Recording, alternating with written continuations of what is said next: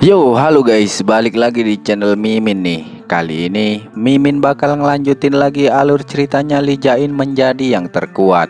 So, biar nggak berlama-lama lagi, langsung saja mari kita mulai ke alur ceritanya.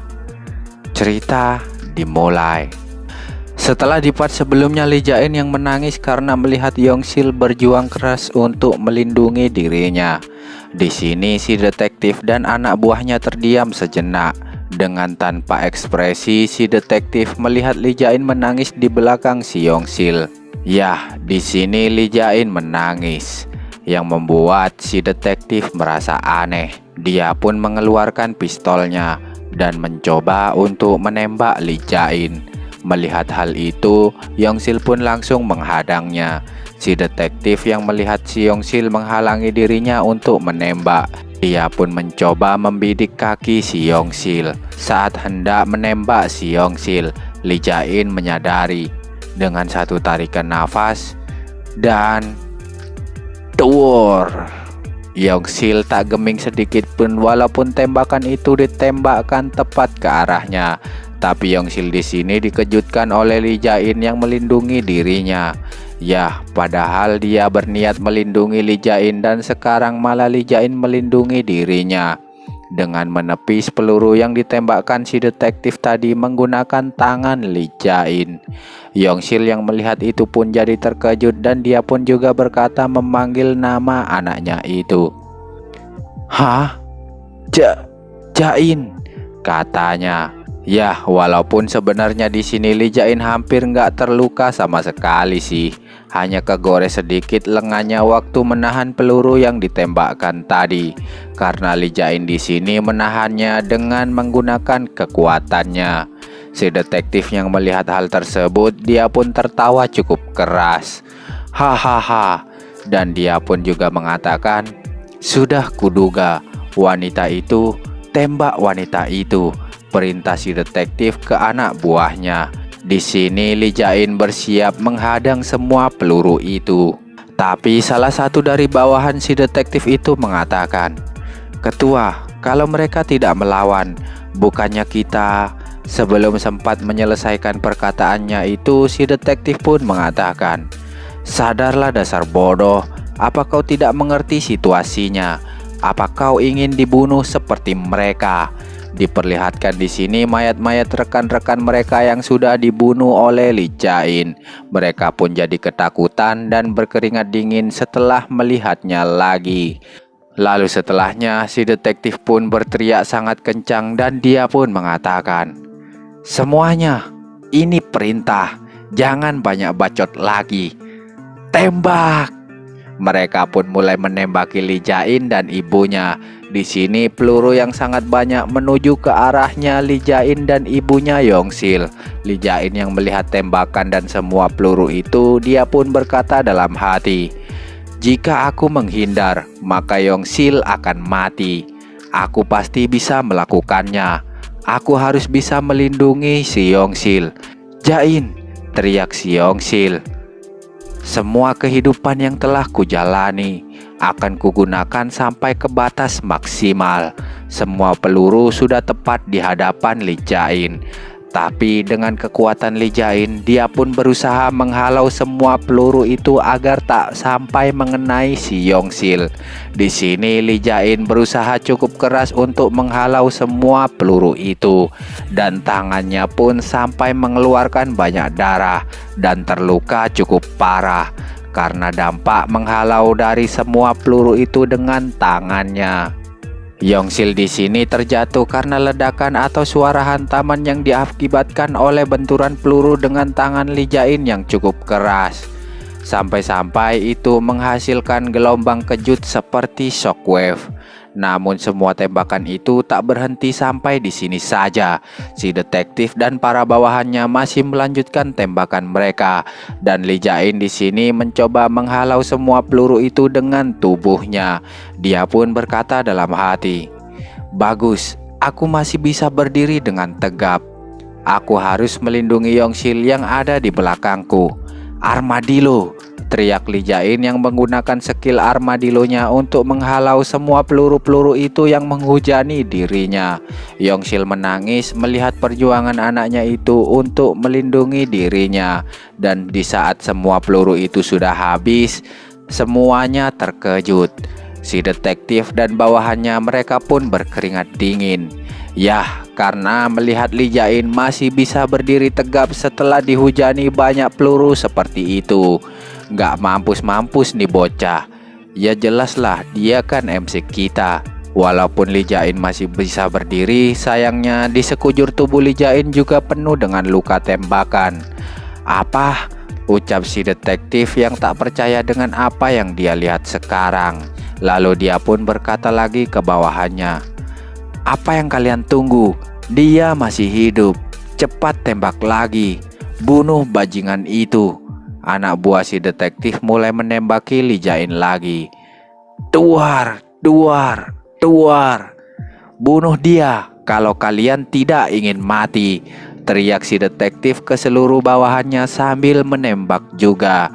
Di sini Li Jain pun berkata dalam hati, "Yah, aku tak punya pilihan lain.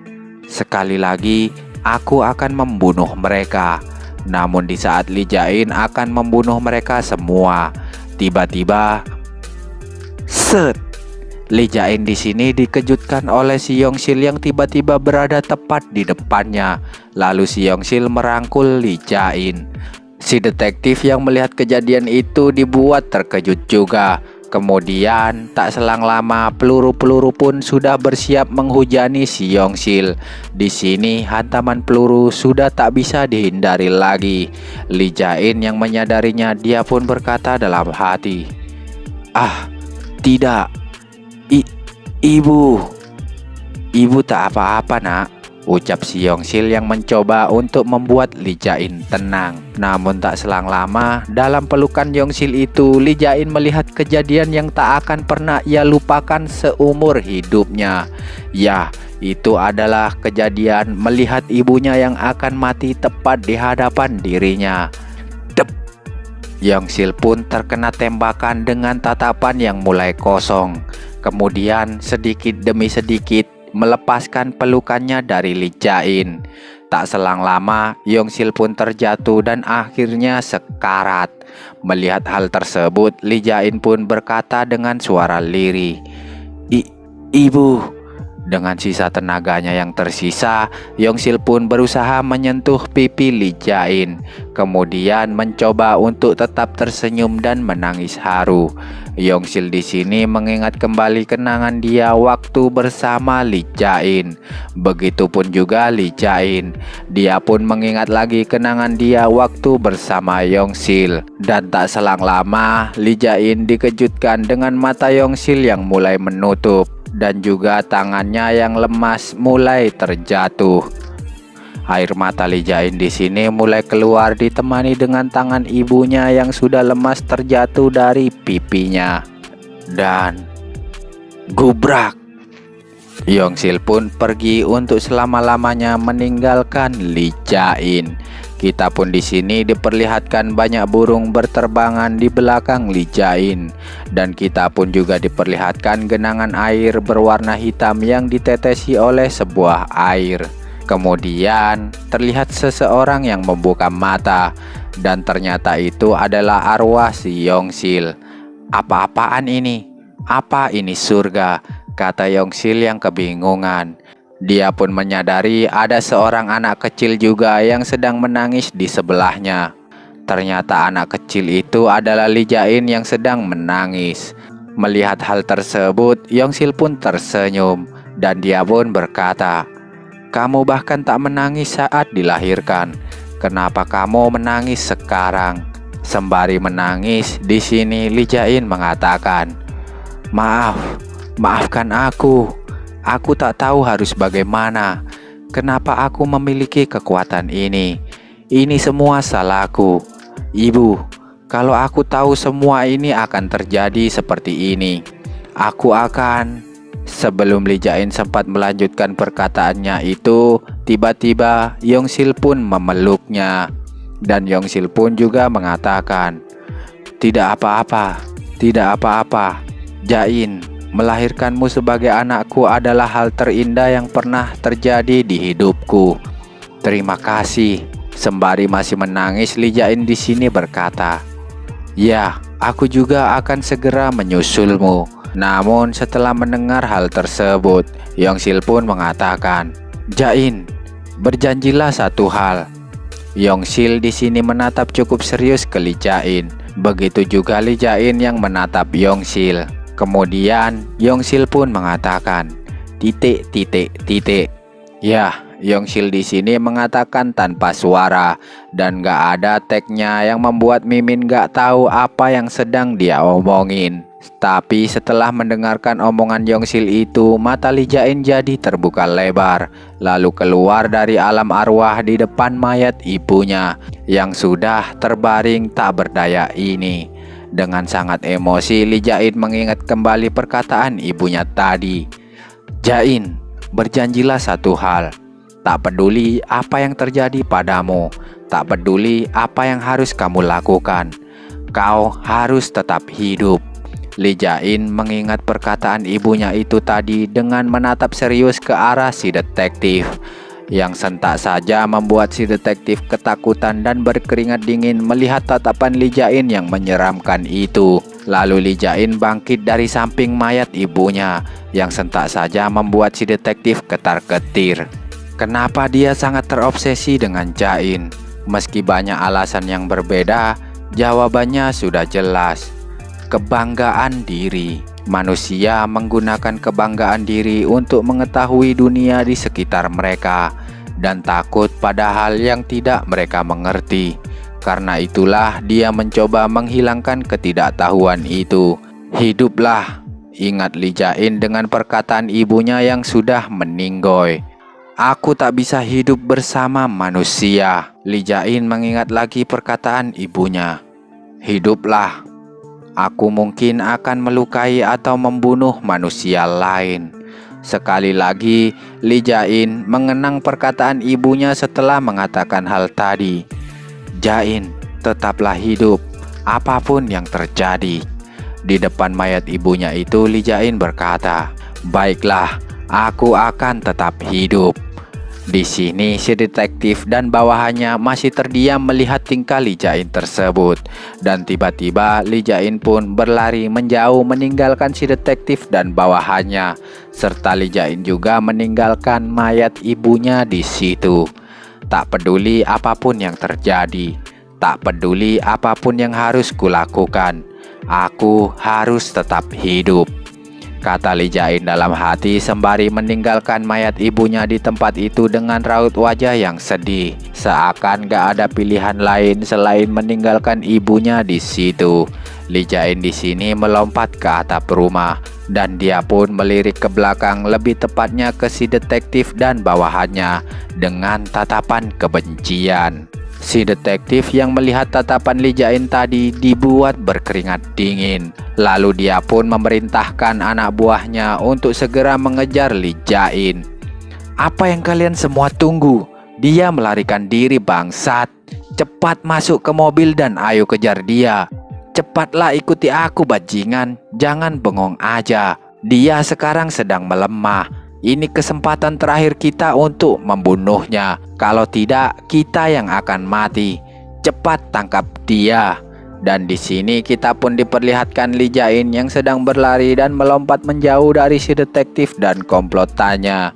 Namun di tengah matahari terbenam ini, tak selang lama si detektif pun bisa menyusul pelarian Li Jain menggunakan mobil. Dan sampailah mereka ini di taman bunga, di mana Li Jain dan ibu Li Jain sebelumnya pernah berkunjung. Dan hal itu pun membuat Li Jain mengingat lagi kenangan tentang ibunya waktu di taman bunga ini. Li Jain merasa kesal karena ibunya sekarang sudah tak bisa menemaninya ke taman bunga ini lagi. Lalu tiba-tiba Li Jain memperlambat laju larinya. Tak selang lama dia pun berhenti dan disusul juga oleh mobil jeep si detektif dan kawan-kawan. Si detektif yang melihat Li Jain berhenti berlari, dia pun menghentikan mobilnya. Kemudian sembari tertawa dan keluar dari mobilnya, dia pun mengatakan, "Hahaha, ada apa? Apa kau sudah capek berlari kejar-kejaran? Kenapa kau tidak lari lagi? Apa kau sudah lelah? Dasar anak monster bajingan. Hahaha. Li Jain pun mengatakan, lari? Aku tak bisa melakukannya di saat ibuku mungkin akan tersakiti lagi. Maaf, ucap Li Jain dengan pura-pura cengeng ketakutan. Tetapi hawa dingin dari niat membunuh yang begitu kuat, serta kekuatan Li Jain yang gak bisa kita anggap remeh, membuat mereka, si detektif dan bawahannya ini terdiam berkeringat dingin karena merasakan hawa membunuh dan kekuatan luar biasa yang begitu kuat dari Li Jain. Dan mereka pun mengatakan, apa? Orang-orang yang kubunuh sebelumnya, orang-orang yang kubunuh waktu itu, termasuk kalian semua ini. Kalian pasti punya ibu juga kan? Di luar sana pasti ada yang mencintai kalian. Begitu pula orang yang kalian cintai sama seperti diriku. Mendengar hal tersebut membuat si detektif ini menyeringai, dan dia pun tertawa sembari berkata, hahaha, wow, apa aku tidak salah dengar ya? Dicintai, mencintai, keluarga. Kau sekarang pandai bicara omong kosong juga ya untuk seorang bocah monster. Bajingan. Li Jain pun menjawab, aku mengerti. Aku telah melakukan perbuatan yang salah. Tapi kalian tidak ada bedanya. Kalian membunuh tanpa penyesalan. Kalian menghancurkan dan mengacaukan segalanya. Apa maksud bocah itu? Teriak salah satu bawahan si detektif. Sembari menatap langit, Li Jain pun berkata lagi, aku selalu bertanya-tanya, kenapa aku selalu terlahir kembali? Di sini, si detektif dan bawahannya terdiam membatu berkeringat dingin melihat gerak-gerik Li Jain yang aneh tersebut. Kenapa aku mendapatkan kekuatan seperti ini? Sekarang aku akhirnya mengerti. Li Jain akhirnya mulai mengeluarkan kekuatannya. Sentak saja membuat raut wajah si detektif panik, dan mata si detektif pun terbuka lebar. Cetar, cetar, suara dari kekuatan Li Jain yang aktif. Kalian semua manusia tidak berguna. Krak, krak. Tanah yang ada di sekitar mereka mulai retak-retak karena dampak efek dari pengaktifan kekuatan Li Jain. Dengan mode super saiyanya yang dikelilingi oleh aura kebiru-biruan, Li Jain di sini mengatakan, aku di sini ada untuk memusnahkan umat manusia. Terkejut dong si detektif dengan semua keadaan ini. Kemudian si detektif dan yang lainnya pandangan mereka menuju ke atas, dan ternyata Li Jain di sini melompat cukup tinggi. Si detektif dan para bawahannya hanya bisa terdiam bengong melihat kejadian tersebut. Lalu saat lompatan Li Jain sudah cukup tinggi, dia pun melesat jatuh menuju ke gerombolan si detektif dan yang lain. Melihat kejadian itu, si detektif berteriak sekencang-kencangnya, wah! Dan boom! Li Jain menghantam si detektif dan seluruh bawahannya dengan menggunakan gabungan jurus tapak Buddha dan sundulan kata yang ada di Kung Fu Hustle. Ledakan tadi membuat mobil si detektif terbalik dan terlempar di taman bunga cukup jauh. Sedangkan anak buah si detektif, mereka semua sudah koit. Ada juga yang tertimpa bongkahan batu besar. Dan Li Jain di sini juga menyaksikan detik-detik terakhir dari si detektif. Di sini ternyata si detektif belum mati, guys. Di detik-detik terakhirnya, si detektif mengatakan, sejak awal aku sudah tahu. Aku benar. Kau seharusnya harus dibunuh, kata si detektif yang ternyata tubuhnya tertimpa oleh reruntuhan yang cukup besar. Monster sepertimu tak boleh dibiarkan hidup di dunia ini. Li Jain menjawab, benar, kau benar. Seharusnya kau membunuhku, namun kau gagal. Sembari bersiap menghantam si detektif, Li Jain berkata lagi, dan sebagai gantinya, semua manusia yang ada di dunia ini, semuanya akan merasakan amarahku. Dan wah, trot! Air mancur darah pun terciprat kemana-mana. Dan di sini terlihat Li Jain sedang berjalan sambil menggendong ibunya sendirian. Yah, Li Jain di sini menggendong si Yongsil sendirian dan berjalan tanpa henti.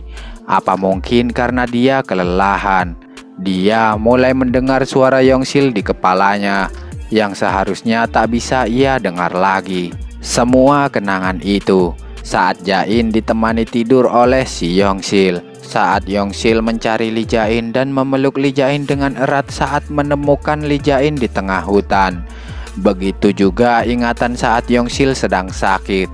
Dan juga saat bergandengan tangan dengan si Yongsil saat baru pertama kali lahir. Begitu juga kata-kata yang dia dengar ribuan kali itu akhirnya dijawab oleh Li Jain.